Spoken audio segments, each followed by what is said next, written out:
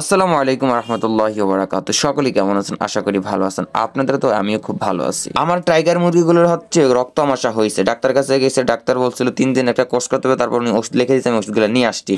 তো আজকে হচ্ছে আমি একটা ডোজ করাবো, সেটা আপনাদেরকে দেখাচ্ছি। সেই জন্য আমি দরজাটা খুললাম, দরজা খুলে ভিতরে গিয়ে 2টা লাইটে জ্বালাই দিলাম, কারণ এই রুমে হচ্ছে আমার খাবার এবং ওষুধ যাবতীয় সবকিছু এইখানেই থাকে। আর এখন যে ঘরটা খুলতেছি এটার মধ্যে হচ্ছে আমার টাইগার মুরগি এবং কুইল পাখি সবকিছু থাকে। আমি ঘরটা খুলে দেখি যে আমার 200 বাল্বটা ঠাস করে ফুইটা একদম পুরো পাখিদের কাছে ছড়াই গেছে। আমি পুরো ভয় পেয়ে গেছিলাম। বাতি ফুটার সাথে সাথে আমার ছোট কুইল পাখিগুলো ভয় পাইছে, সাথে 10টা যে টাইগার মুরগি ছিল সেটাও ভয় পাইছে, এবং আমার দেশি মুরগি ছিল সেগুলো ভয় পাইছে।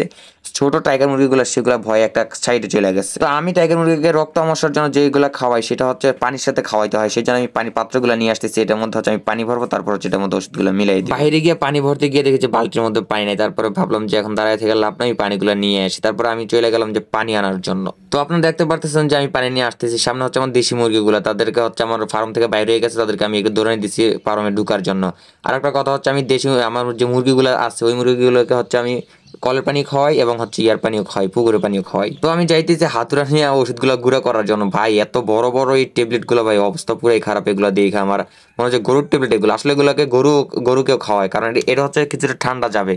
এই ওষুধটা খাওয়ার পরে কিছুটা ঠান্ডা যাবে, হচ্ছে মুরগির বলেন গরু বলেন পশু পাখি যা আছে সব কিছুরই কিছু ঠান্ডা কমবে। আর ডাক্তার বলছে একটা ওষুধ গুঁড়া করে হচ্ছে 10 লিটার পানির সাথে দেওয়ার জন্য। তো যেহেতু আমার এখানে 4 লিটার মাত্র, এই জন্য আমি হচ্ছে এটার বেশ অর্ধেক হচ্ছে ভাইঙা তারপরে গুঁড়া করে দিতেছি আর কি। তারপর মুরগিগুলো চিলেচিলি করতেছে পানি খাওয়ার জন্য, কারণ আমি এর আগে যে ওষুধটা দিছি তাদেরকে সেটা হচ্ছে তাদেরকে পানির পিপাসা লাগবে, সেই ওষুধটা দিছি। এখন তার পানি খাওয়ার জন্য খুবই ছটফট করতেছে, এই জন্য আমি তাড়াতাড়ি গেছি। আমি জানি ওইটা যখন আমি পিপাসার জন্য দিছি যে ওষুধটা, ওইটা খাওয়ার পরে তার পানির পিপাসাটা লাগলে হচ্ছে ওষুধটা খুব ভালোভাবে খাবে, সেজন্য আমি আগে পিপাসার পানিটা দিছি।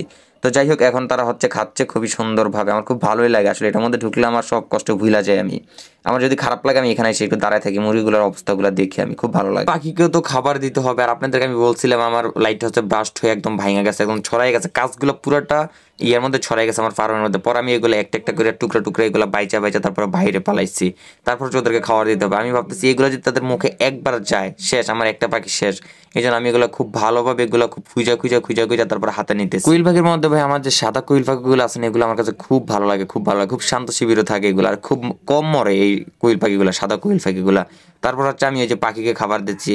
এই হচ্ছে আজকের জন্য আমার ভিডিও। সবাই ভালো থাকবেন এবং আমার জন্য দোয়া করবেন। আমার চ্যানেলটি সাবস্ক্রাইব করে দিবেন এবং আমার পেজটি ফলো করে দিবেন। আল্লাহ হাফেজ।